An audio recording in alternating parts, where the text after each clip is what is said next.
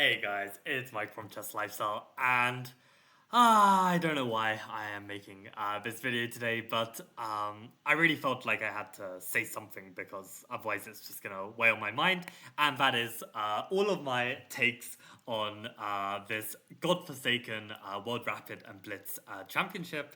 I even went to the efforts of making this little slide to kind of summarize four of the components that were just absolutely atrocious. I don't have the time or the patience to go over everything in meticulous detail, but I wanted to share some insights that, perhaps maybe you hadn't heard, and maybe share like some opinions that maybe you hadn't thought of in this way. Just give some insights based on my experience as an arbiter and a player. And I think there are so many situations that could have been avoided, so many situations that could have been dealt with so much better. And honestly, like, so many of these aspects have just completely blown out of proportion and are a complete consequence of previous shithousery that has led to where we are today. Which is very sad, but it is what it is, and I want to talk about some of it. So to start with, we have this first drama, which is this Jeansgate situation with Magnus wearing a pair of jeans to the World Rapid and Blitz, which is, technically against the rules. The dress code of the tournament. Now, before we even discuss this in any greater detail, I want to discuss with you what it means to be a chess arbiter and what responsibilities you have. Now, I took the FIDE arbiter exam like 4 years ago. I'm a national arbiter. I haven't had like too much experience, but I kind of know the basics. And the thing is, the first thing I learned as an arbiter, this is like taken from the actual PowerPoint slide from my FIDE arbiter seminar, is our first duty is to look after the players, right? Making sure the players are not disturbed, right? This is quoted from the handbook. We, the arbiters, have not only to supervise the games, ensuring the laws of chess are followed, but also to ensure the best conditions for the players who should not be disturbed and will be able to play without any difficulties. The first duty is the players and the cover. As you can see, an arbiter doing a good job in a chess tournament is an arbiter that is invisible. If there are no attention to the arbiters, this means the arbiter has done a fantastic job. And this is why it's a very, very selfless job to do, which is why, to be honest, I haven't done much of it. But it really is a selfless job because if you have done a good job, you basically go unnoticed. That is what you have to do to be a good arbiter. Now, for whatever reason, I don't know who decides on who gets chosen to be arbiters for this event, because last year there was a lot of shithousery, and this year, it's even worse. And I think the arbiters definitely have their fault in the matter with some of what went on. But basically, we need to be looking out for the players. This is absolutely clear. Like the comfort of the players and a smooth tournament. Now, what ended up happening was due to some events that happened last year, which involve this lady here, Anna Maya. As you can see, she's holding up a pair of shoes. And what ended up happening at last year's World Rapid and Blitz was that Anna Maya, quite similarly to the recent Magnus situation, was called out for wearing sports sneakers. As you can see here, this is a pair of Converse-like looking shoes. Actually, they're Burberry shoes. And clearly, they are not some like sports trainers, and she's not looking out of place. As you can see, she's very well dressed up. She's wearing some Burberry shoes, but the arbiters made a great deal about it, fined her over wearing these shoes. And, this was a complete mess. FIDE didn't do anything to change the situation. And fast forward 1 year, here we are again with Magnus this time, wearing a pair of jeans that, match his blazer, match his shirt.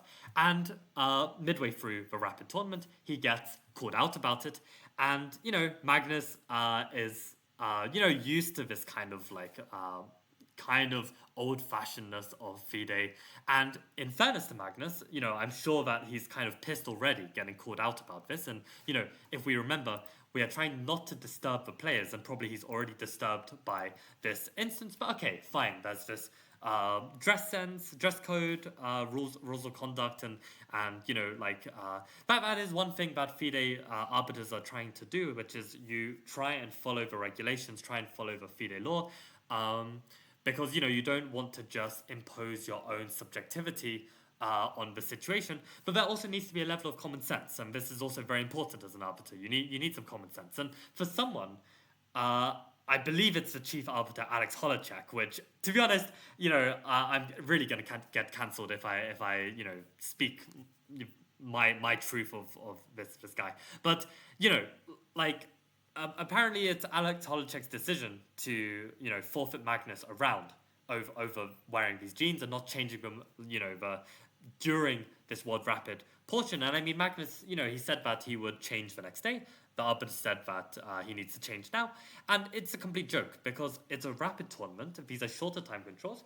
It's going to completely disturb the flow of your tournament, and as an arbiter, you're not supposed to do this, right? So it's completely over the top to try and impose this rule because jeans are not allowed, and it's clear that it's a mistake. It's not like Magnus coming here to protest, wearing some scuba diving outfit that what I mean. Like he's just put on a pair of jeans accidentally, and his request to change the next day is completely reasonable.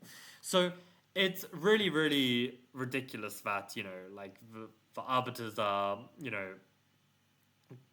reading the lines way too much and calling Magnus out on this, and as a result, Magnus basically makes this interview. He's evidently pissed off, and he decides to withdraw, and he even tells FIDE "fuck you," which is really unprofessional as such a player of this status. But clearly, he's really pissed off at FIDE because there's also this elephant in the room where basically Magnus has recently been promoting his freestyle chess, which is this chess variant, and what actually quite annoyed me was the number of people who were kind of coming up with these conspiracy theories that this is actually why Magnus wore the jeans and why Magnus is withdrawing, because he's trying to promote his freestyle chess, and this interview is going to gain a lot of traction there. And to be honest, I don't think that's the case at all. I think Magnus just literally wore a pair of jeans by accident, by mistake, and he just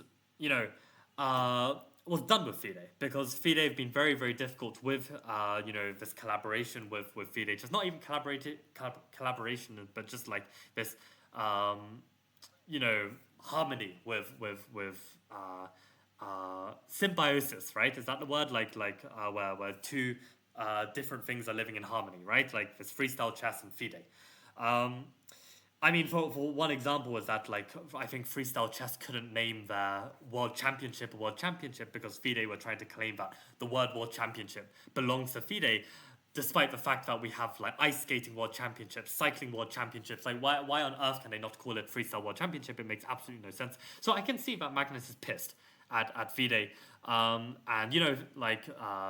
Magnus even, stepped down from, fighting for the world title because he couldn't have any say on what the world championship format would be like. I mean, FIDE basically decide everything, and he was like, okay, fine, I'm out. And again, we see that Magnus is out. So to me, this was honestly fair from Magnus. I don't think there was anything wrong with him. I think the arbiters really messed up.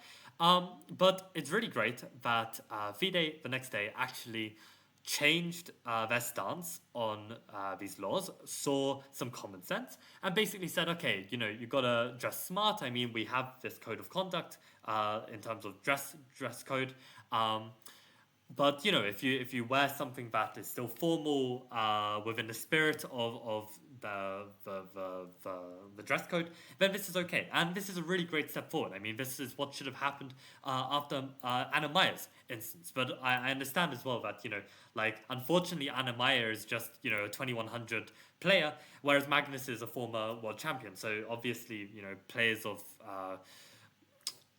I don't know, greater status have greater power in these kind of changes. But in whatever case, I'm glad that the consequence changed with FIDE making this adjustment on the rules.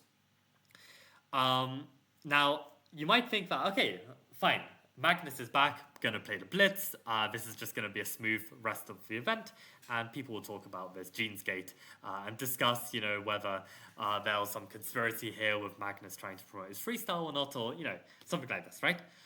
But no, as I said, right, we start here with Magnus and Jeansgate. We now have 3 more dramas to look into, and let's get into it. So The first one, unfortunately, involves this amazing guy, Daniel Naroditsky, who is probably the best commentator in the world because his ability to break down difficult concepts into simple concepts in an engaging way for the viewers, for the fans, is just incredible. And what's great as well, he's a really friendly guy, really wholesome, honest dude who is a former, well, he is a 2600 chess player. He's retired from classical chess, and he just plays Blitz for fun because he said in an interview once, it was a Bullet chess interview, that he felt like, he can't be one of the best in the world at classical. It's not really for him. But for Bullet and Blitz, he might be able to. So that's why he keeps playing, and that's why he keeps enjoying it. That's why he keeps working on it. And unfortunately, there is an enemy of this poor Daniel Naroditsky, which is Vladimir Kramnik, a former world champion. And it's really horrible because, I mean, you can see I've blocked the guy because I just can't deal with his shenanigans. But basically, Kramnik, unfortunately, because he's a chess genius, seems to think that he's a math genius as well, a statistician, and he's basically calling out everyone for cheating, including none other than Hikaru Nakamura.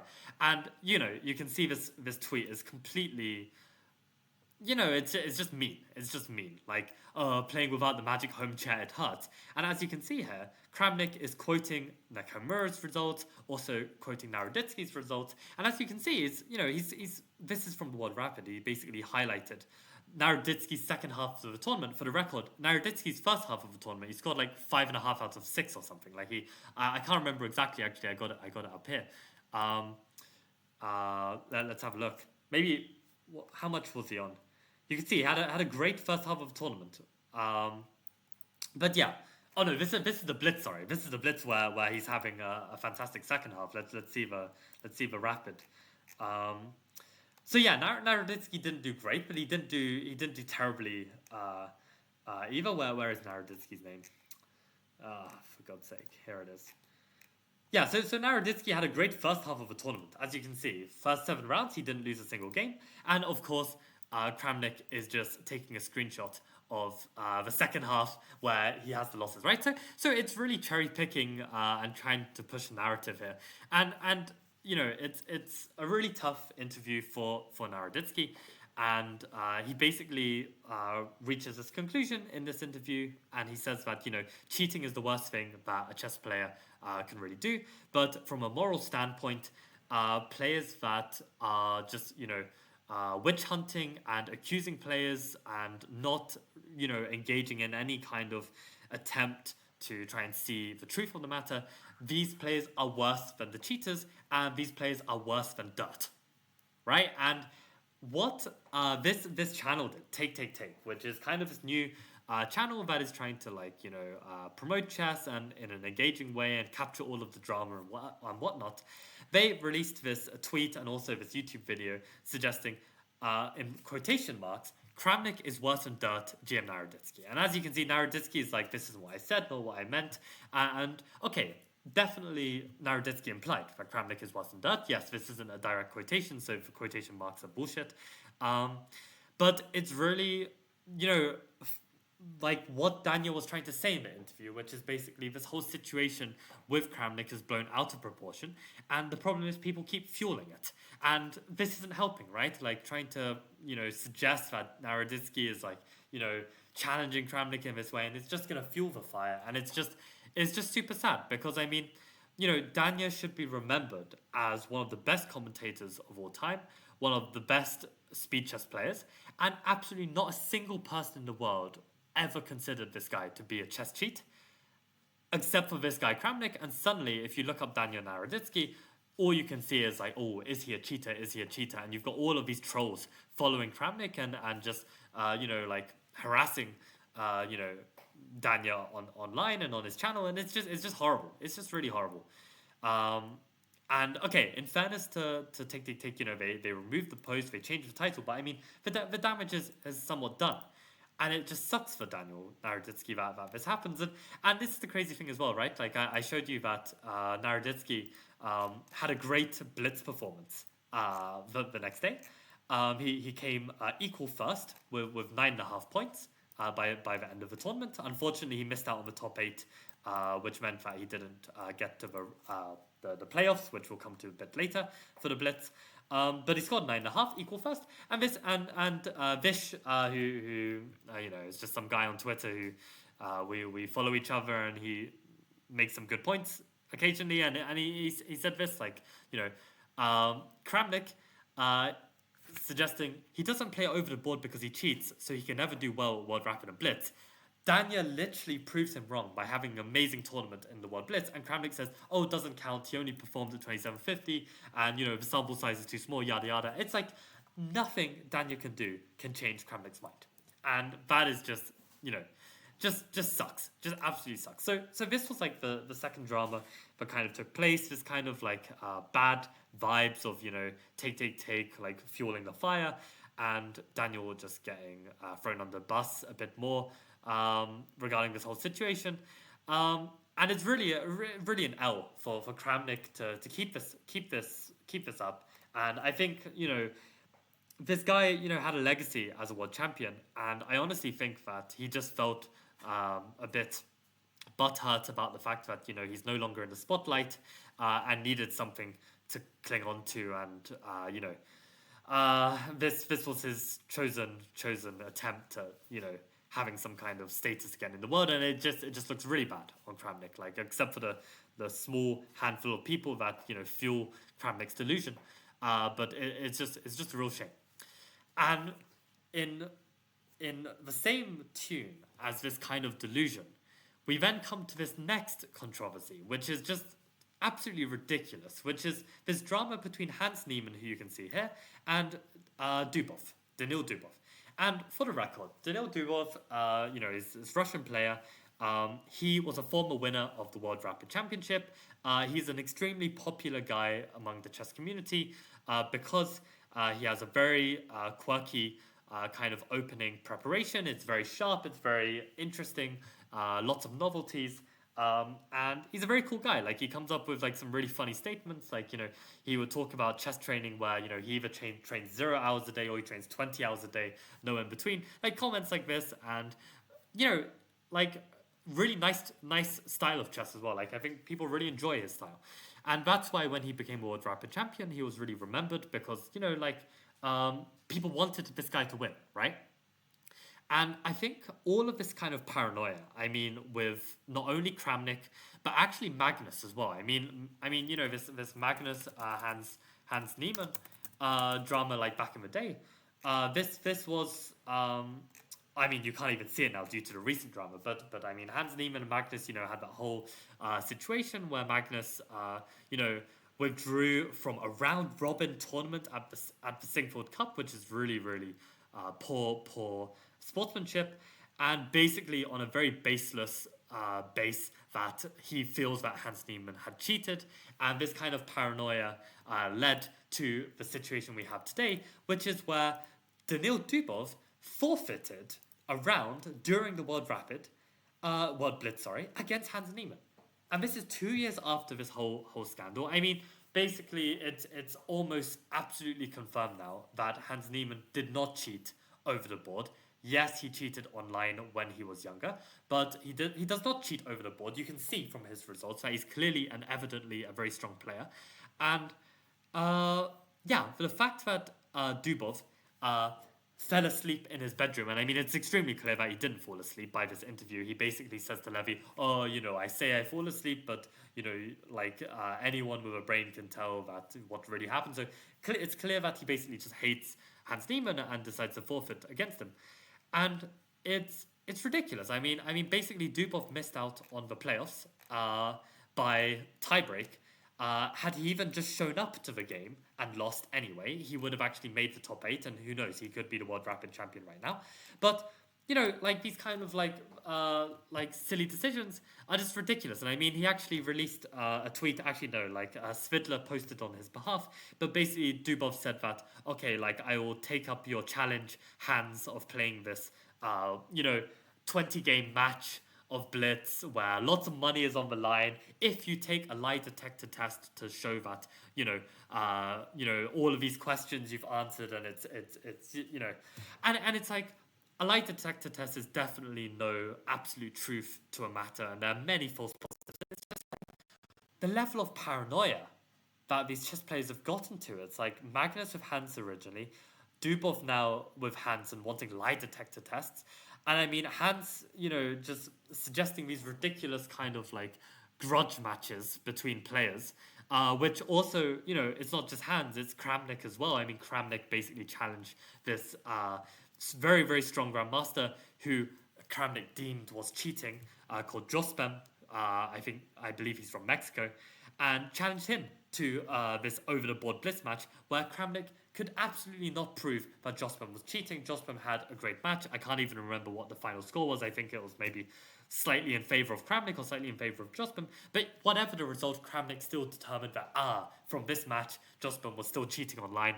It's like you can't correct his mind. And like the level of paranoia behind these players, it's really, really just making chess become a much more toxic environment. And you're getting all of these dramas, and there's absolutely no need for this. Like, I mean, for Dubov to just mess up his tournament over this, it's just ridiculous. It's absolutely ridiculous, and it loses a lot of respect for Dubov in my mind. And you should watch these interviews. I mean, it's really crazy. People have many opinions about Neiman. Actually, I'm a bit of a fan in some ways. I'll have to be honest. Like, I think there are certain kind of qualities of Neiman that I really respect. But I mean, there are a lot of qualities that I don't respect at all. And to be honest, like in this interview, when you compare Neiman and Dubov here, it's like Neiman is the sane one, and really Neiman is absolutely not sane.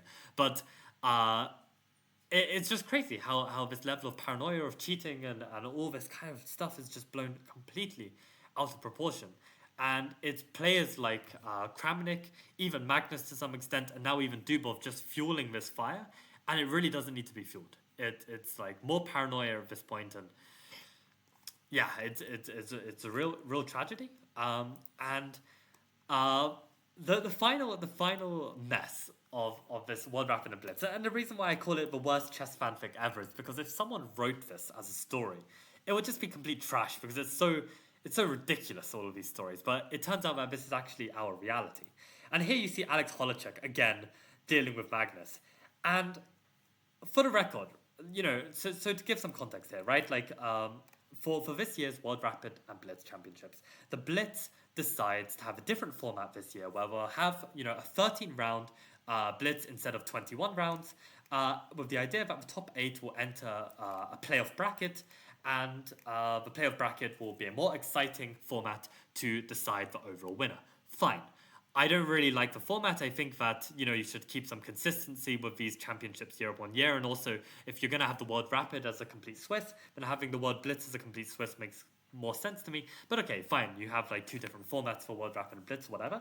And the top 8 players were Nepo all the way down to Mersin. And they have this playoff bracket.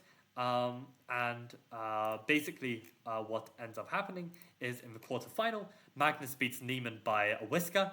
Nepo, Duda, and Wesley win. And then we have in the semi-final, Magnus beating Duda hands down, Nepo inching out Wesley.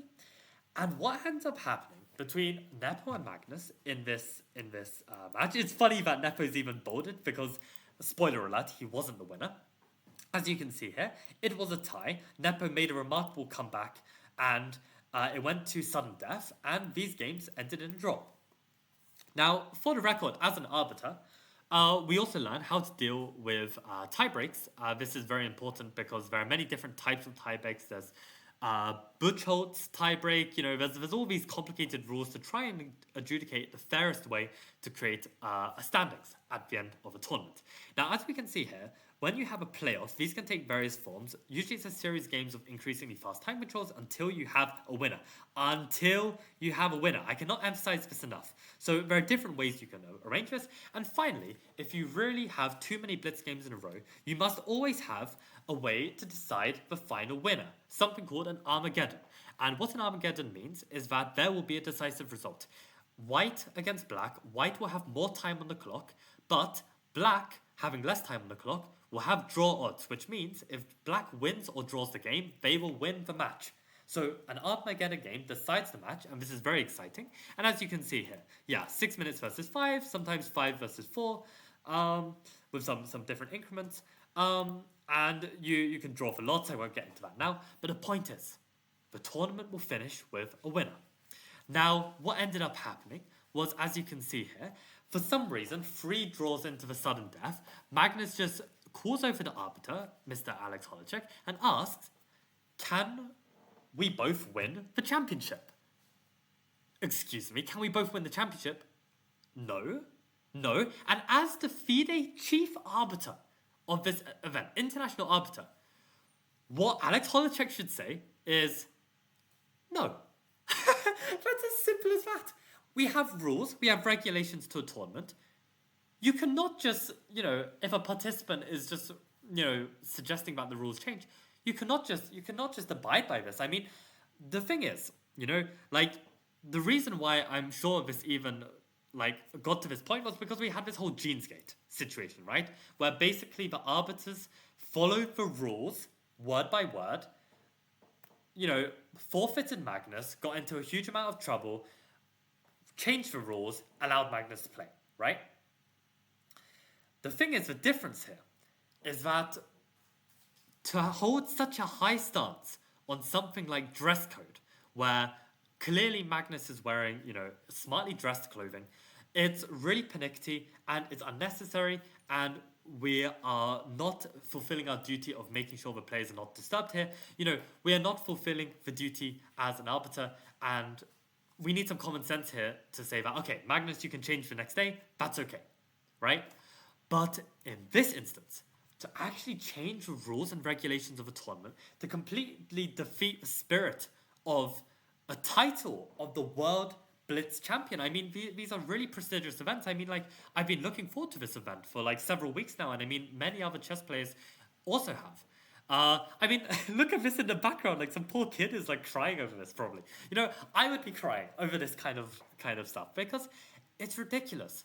It's ridiculous that a player can have some kind of control over this. Basically, Alex Holacek says, "Okay, I will check with FIDE about this," and they actually agree to the players sharing a world title, which has never been done before.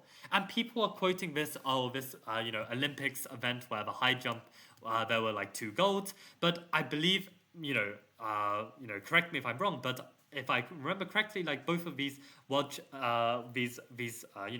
athletes, they had broken the world record. They were neck and neck, and because they had both broken the world record, they asked if they could both get a gold. I think that they changed the rules now and they say that you can't do this anymore, right? But yeah, they both got the gold medal of the Olympics, and I think this is a very, very different situation to this.